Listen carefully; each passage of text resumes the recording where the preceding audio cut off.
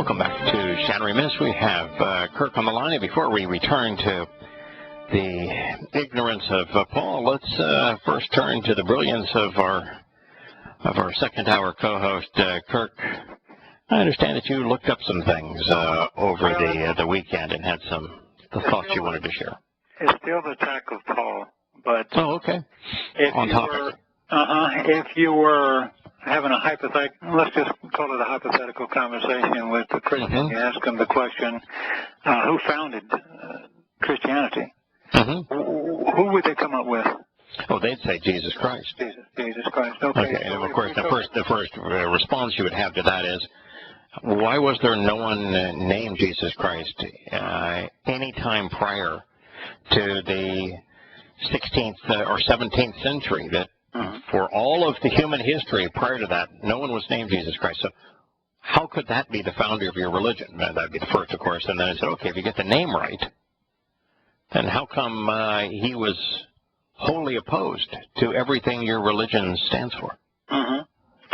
And to make a valid point on that, I was thinking that and of course if they said Paul, then you've got a wealth of material you can go through. Right, okay. And of course the answer is Paul. Paul is the founder of the Christian religion. Yeah. But they don't know that. Most of the time they're going to say Jesus, Yahowah, and that's so if that was the argument, what I did is I looked up two quotes and then tied it in with a quote that Yahowah gave to Abraham, and it's pretty straightforward. And you've heard all these before, but I thought they play well.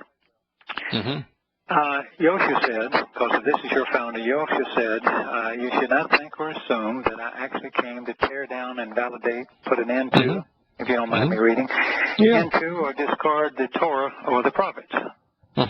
I actually came not to create a division or dismiss or invalidate or discard the Torah, but instead to completely fulfill, to proclaim, to carry out, to render perfectly. And now, if he's the Passover lamb, he's the lamb slain from the foundation of the earth, or world, they keep saying. You know, and he says that, you've got some serious problems right out the get-go. Yeah, it's the first presentation of Yahowah's words and what's called the Christian New Testament is the Sermon on the Mount, and 5, 6, and 7 of the Sermon on the Mount, 3 whole chapters of Matthew, completely obliterate the Christian religion. Okay. So if your answer is Jesus Christ blows you out of the water with his admission that there will be nothing that replaces the Torah ever, and that to come with this notion that he founded a new religion based upon opposing the Torah and replacing it with the Christian New Testament, he just said, don't think of that for a moment. It just isn't true. So yeah, you're screwed, blood, and tattooed if you're a Christian, if you read what Yahowah said, because he was opposed to your religion. Now, don't the Christians, that's the way I was told, that we were spreading the gospel around, and the gospels were the 4 eyewitness accounts, or the 4 secondary accounts. Yeah, of course, the term gospel is a 17th century term. It means God spell. God was the chief god of the Germanic religions. And there is no such term anywhere in those accounts. It's the Greek word that they're using means good, beneficial, healing, message or messenger. And there's no way you get. It's like ecclesia being changed to church. Evangelium being changed to gospel it's not a translation of it. It's a complete replacement of the term.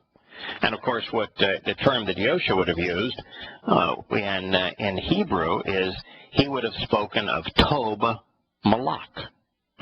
Malach means a message and messenger.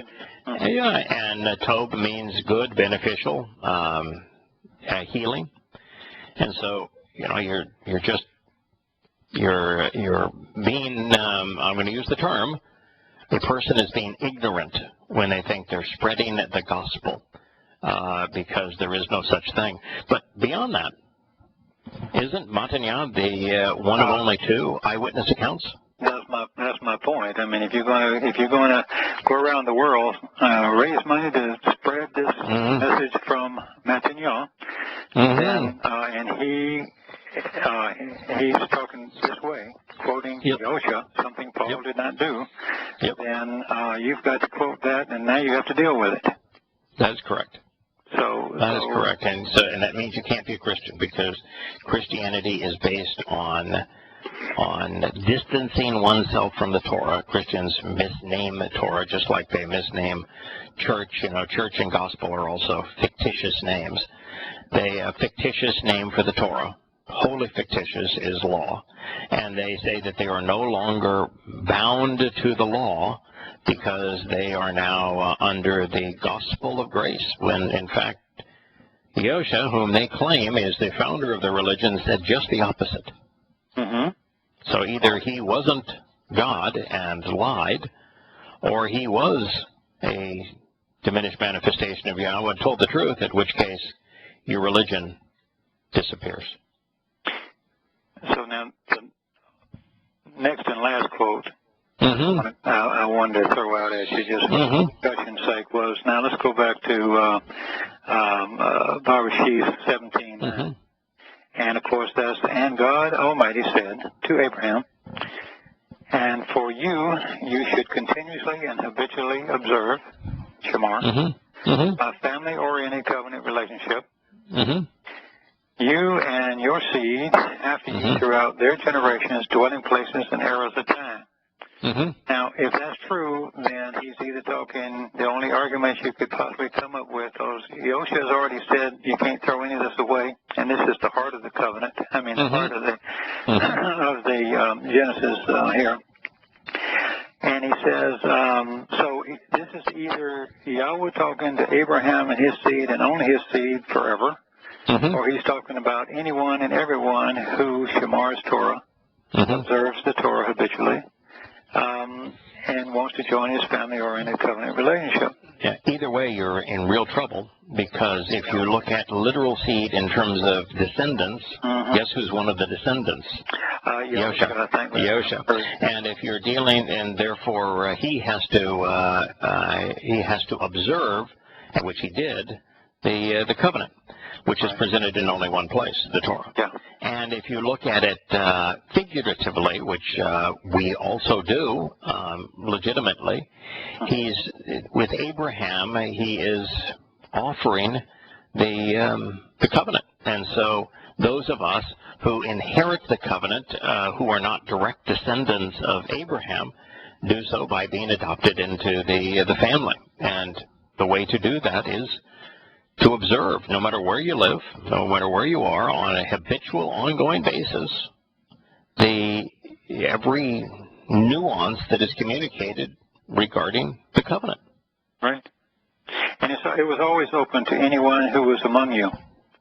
Correct. Like when it came out of Egypt, it's always anyone anyone from any nation, any places, any foreigners that are with you, that understands and wishes to be part of the covenant, they're open to join. It was never just Abraham and his physical line. Correct. No, it's Yahowah makes it very clear. There's one Torah for everyone. Over and over and over. There's one covenant for everyone. One covenant for everyone. Now, but there's 5 terms and conditions for participating, and those terms and conditions also apply to everyone. So now, is there any deal throughout the whole Torah, Prophet, and Psalms where he changed the deal? No. Did he ever change the Shabbat? Did he ever repeal any of the 7 invitations to walk to him and become perfect? No. Did he ever repeal his Torah? If he did, I sure missed it. Yeah. Does he ever affirm his Torah? Oh, constantly. Does he ever affirm the ongoing nature of the covenant? For example, he says he's going to reaffirm it with Yisrael and Yahudim upon his return. So does he affirm it? We know exactly when he's going to do it, but absolutely he will. Does he ever deny his name and say, that's how I was known then, but you can change my name and call me anything you'd like? Yeah, that's that thing about renown. This is my name. I want to be remembered forever. Forever? It's kind of hard to argue with forever.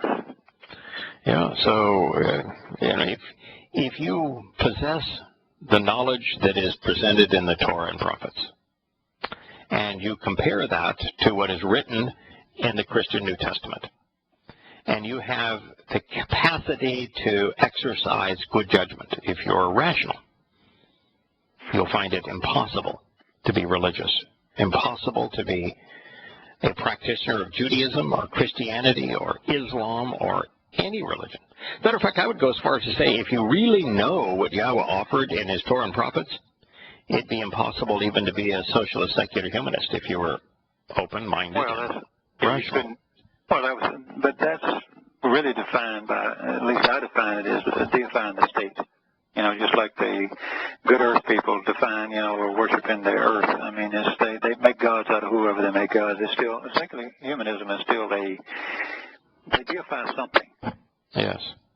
Yeah, and when we were together doing this on Friday, we were dealing with the passages where Paul said that those people, who were deemed important because of their past, whom he met in Jerusalem at the summit, who he will then call out by name, they are Peter and John and James, using the Christian corruptions of their names. And he will say that their testimony meant absolutely nothing to him. Well, let me tell you what God said about that. So where does that leave us? What does God have to say? Yeah, but the Torah listen to what that just struck a bell here, and then I'll skip down to another quote on my little notepads over here. He says, this is a tiny bit long, but let me go through it because it addresses that point completely. Therefore, whoever may at any time dismiss or attempt to do away with one of the smallest and least important of these instructions, prescriptions, which are enjoined or taught, but a word would be taught for me, and he may instruct and indoctrinate people in that manner, which is contrary to the Torah instruction, he will actually be provided the name of lowly and little and be insignificant by the kingdom of heaven. And then the second verse I'll do since we have the music here, and we'll continue this after the break. But what does Paulos mean in Latin? Oh, well, the good part, this is really unique because it's little and lowly. Oh, there you go. Insignificant.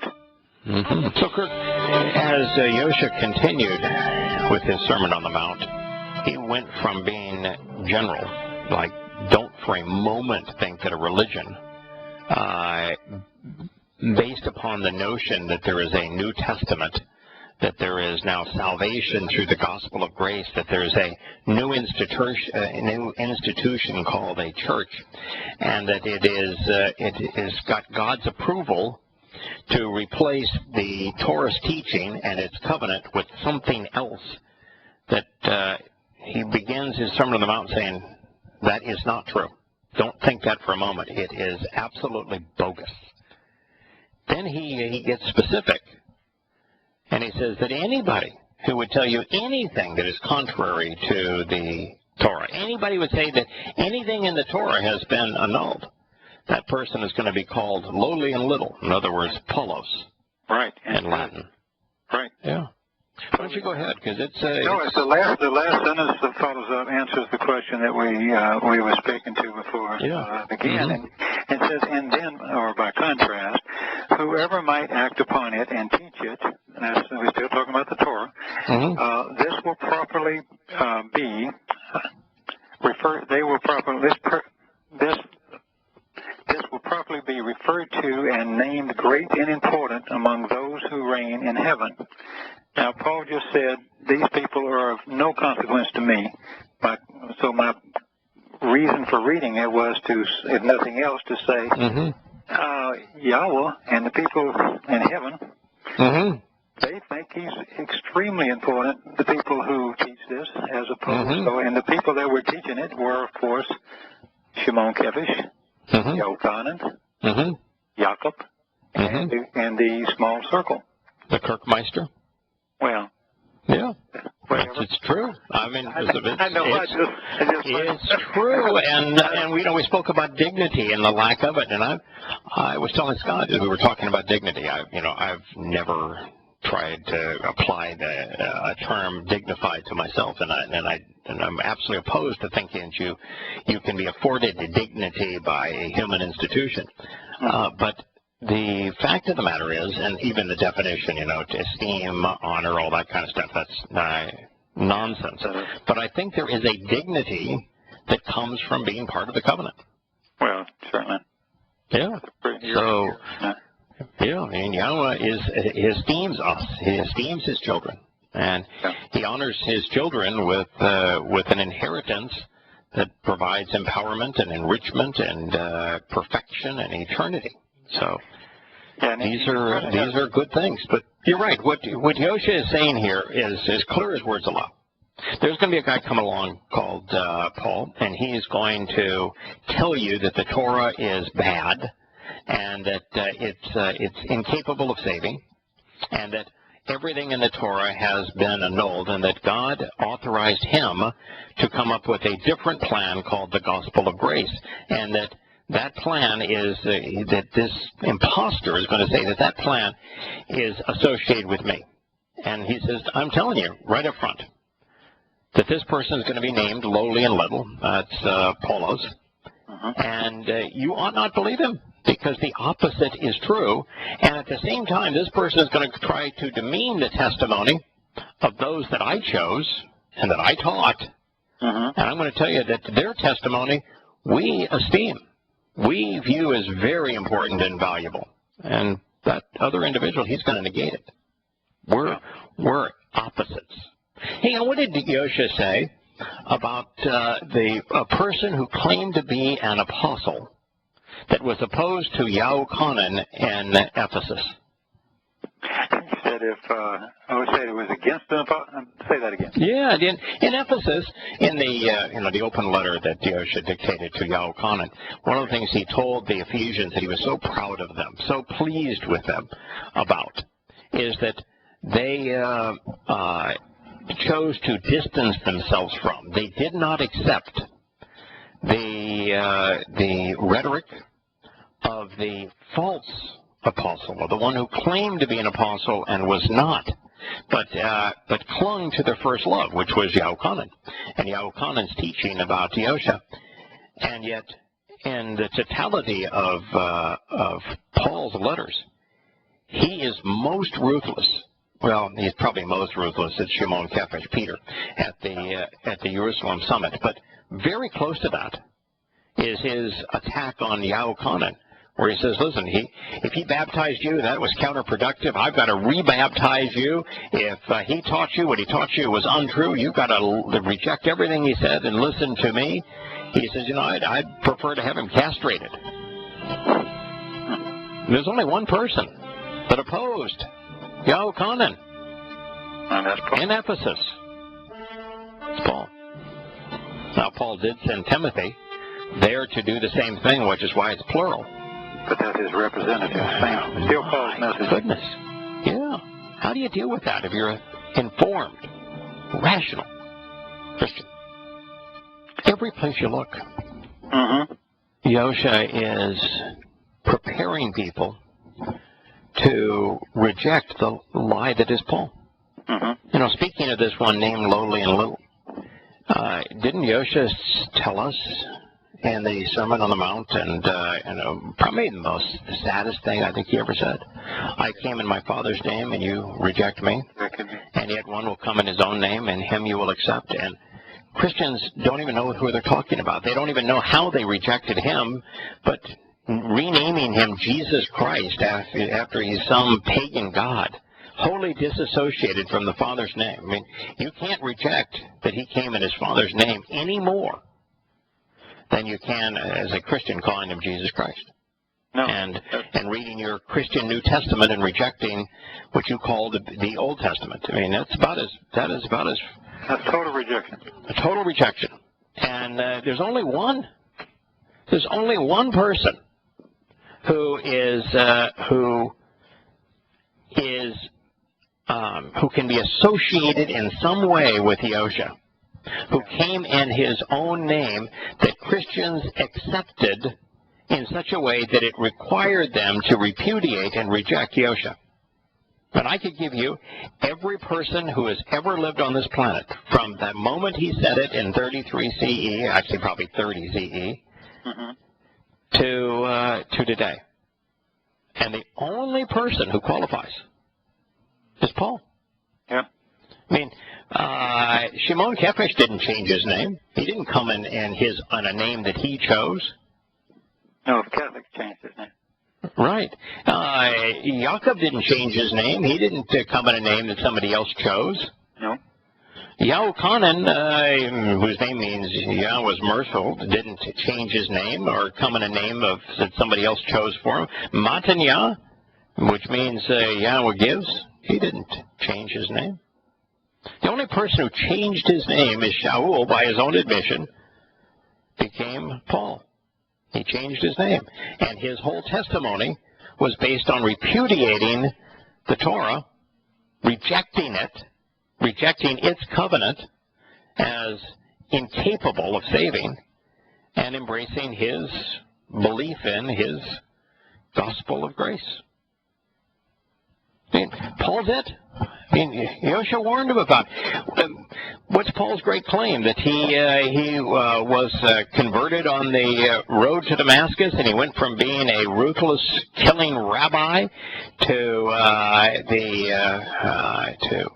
the lone spokesperson for God to all of the Gentile world because he saw him as flashing a light on the road to Damascus. Well, what does Yahowah say in the Olivet Discourse? His kind of farewell conversation to his disciples. Yeah. Well, I don't have the exact quote, but I'm not in the desert. I'm not in the secret rooms. I'm not some mystical religion. If somebody claims to see me in the wilderness, reject him. Yeah. Because the whole world's going to see me when I return as light. Not 1, 2, or 3 individuals. Yeah. Reject him. So Yahweh's not showing off when he's doing all this. He's actually doing this to let everybody know, look, it's not that hard. This is to know these guys when they show up. Here they are. Right. Yeah. And so he's not just trying to say, look, I know the future and da-da-da, and I'm putting on a show for you. He's really, it's the biggest warning in the history of mankind. Yeah. As a matter of fact, 666 years before Paul would write his first letter, this one that we've been considering, to the Galatians, called Galatians, which would undermine the Torah, calling it pornography, and it would say that the God who authored the Torah was impotent and could not save, and that his Torah, rather than liberating, enslaves. That 666 years before that, didn't Yahowah issue a prophecy through Habakkuk that Paul himself would quote, that calls him out by name, that says his name is Shaul, and that he will be egotistical, and that he will claim the Gentiles as his lone audience, that he will emerge at the time the Mikra are being fulfilled, that he would be opposed to circumcision. And didn't Yahowah say that Shaul is the plague of death? Plague of death. Can you imagine being called the plague of death by God? Ooh. I mean, it's one thing to be said that Shaul is deadly. It's one thing to say that Shaul misleads. But he named Paul by name and then said he is the plague of death. To escalate a disease to plague status. That's pretty serious stuff. You're wiping out entire populations, aren't you? Yeah. That's what the plague did. Yeah. That's what a plague does. Paul robbed the lives of 3 billion souls. That's pretty much of a plague, don't you think? So if the Torah doesn't save, then why did Yahowah say the doorway is exacting and specific and the way to life is unpopular, which leads to life? Right. And speaking, by the way, of the Torah. Yeah, and few experience. And if the way is broad, like religious, like 3 billion people, 3 billion souls, which would be popular and broad, why did he say that leads to death and destruction of the soul? Yeah. Okay, so now if you're a preacher You read all this and you knew this. The only thing you can do is, I think, is basically what they did do on the big mega churches. So they modernized the church, and they went to, in my view, they went to the positive thinkers, like Think and Grow Rich guys. And then they just became do-gooders for Jesus. And that's what they sell. Because you can't sell this if you cannot sell now just take it in context, the gospel message. You can't take Matthew and say this to an audience truthfully, correctly translated, and sell Christianity. You're dead in the water when they would throw rocks at you. Correct. They ought to. So you have to read. The only way you can sell 2.5 billion people or more, you've got to change this thing, or else you have to have so much power they can't resist it like the Muslims do. You let or you just ignore. You'd have to ignore Yosha's 3 longest, most detailed verbal presentations. The longest is by far is what we call the Sermon on the Mount. It's really the instruction on the Mount. So the instruction on the Mount, which is first and foremost the largest audience he ever spoke to, the longest speech he ever made, you have to throw it away. The next thing you have to throw away is his ruthless and vicious attack on the religious and political leaders. That's also in Matthew, around 23, 24, 23, I think. And then the next thing you have to throw out, which was his second longest uninterrupted speech, and then his third longest uninterrupted witness testimony is the Olivet Discourse. Yeah. And the entirety of the Olivet Discourse undermines Christianity from its beginning to its end. So you'd have to throw out all of that. And then most everything he said in between, because most everything he's recorded saying in between is, people have a question. He says, well, what does the Torah say? Why are you asking me that question? What does the Torah say? Or he's saying, send us a witness. And he said, well, if you don't believe what Moshe provided, then which is the Torah, why are you going to believe me or anybody else? I'd ask you a question, Kurt. Doesn't Moshe, through Yahweh's inspiration in Devarim, Deuteronomy, not once but twice, provide anyone who is willing to be observant a test to use to determine whether or not somebody is speaking for God and is inspired by God or not? Oh, yeah, that's Devarim. I forget the exact number, but yeah. Twice. Yeah, twice, yeah. So. Yep. And in those two, and they run between the 8th chapter and the 13th chapter of Devarim, of Deuteronomy. In both of those, there are 7 conditions that you have to meet to be considered a inspired speaker on behalf of Yahweh. And there are things like your presentation of history have to be flawless, and Paul couldn't get his past right or anything right. Second, you have to include prophecy, and they all have to be right. Paul had 2 predictions, both of which he got wrong. Third, your testimony has to be wholly consistent with what Yahweh has said in the Torah, prophets, and Psalms. Paul contradicted it. And so he just goes on, and he talks about attitude, and if somebody's pumped up with pride, they're not speaking for God. So he goes through, he lists the 7 criterion, and Paul is in violation of all 7 of them. Absolutely.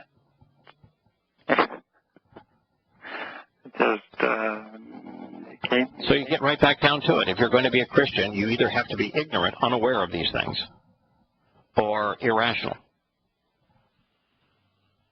You can't make an uninformed conclusion. You're incapable of exercising good judgment. You're incapable of it, or you're rendered incapacitated somehow by your religion.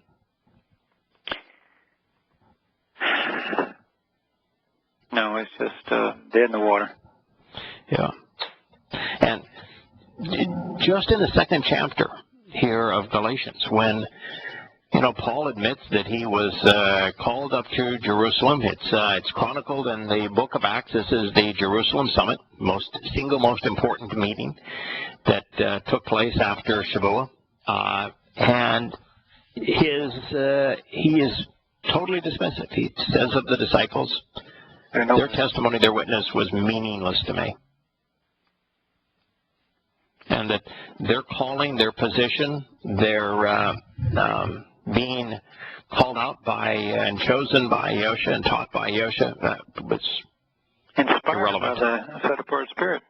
Yeah. Empowered. Yeah. They said nothing which was of any benefit according to worthless. To Paul. And on that basis, then, if you're going to be a Pauline Christian, if you're going to read Paul's letters, if you're going to believe Paul, you have to reject Matthew, Mark, Luke, and John. You've got to toss them away. You've got to toss away 1st and 2nd Peter. You've got to toss away 1st, 2nd, and 3rd John. You've got to toss away Revelation. You've got to toss away the book of James. It's all got to go. Because Paul, you think, is inspired, and if he says it's irrelevant, meaningless to him, it's got to be meaningless to you. If Paul's inspired. Yeah. So now what do you have? So how do you follow the Christian Jesus when you only have Paul's letters? Because the Pauline letters never once quote him accurately. They only have one snippet, and he even got that wrong. Yeah, now you don't have a clue what he said. Back to Paul creating the religion. These are fighting words. Yeah. Paul is saying, later through 14 years also, I went up to Jerusalem along with Barnabas, having also taken along Titus, and I went up from an unveiling revelation which regarding the beneficial message and messenger which I preach among the Gentile races from my own uniquely and separate point of view. But then to the opinions and suppositions, the presumptions, not somehow, that into foolishness and stupidity, without purpose or falsely, I might have run. To the contrary, not even Titus, a Greek, was compelled or forced or pressured or obligated to be circumcised. So, he's out there, and just as Yahowah predicted 666 years prior, he's out denouncing the Torah and particularly the sign of the covenant, circumcision. And so he's talking about the presumptions of the disciples. And he says, they didn't even compel Titus to be circumcised, therefore, inferring that he's right, when of course that's just it's a logical flaw here, because Yahowah doesn't compel anybody to do anything. No. So the disciples wouldn't either. That doesn't mean that Paul wasn't running in vain, because he was. Yahowah said in Habakkuk that no one will be satisfied who believes him.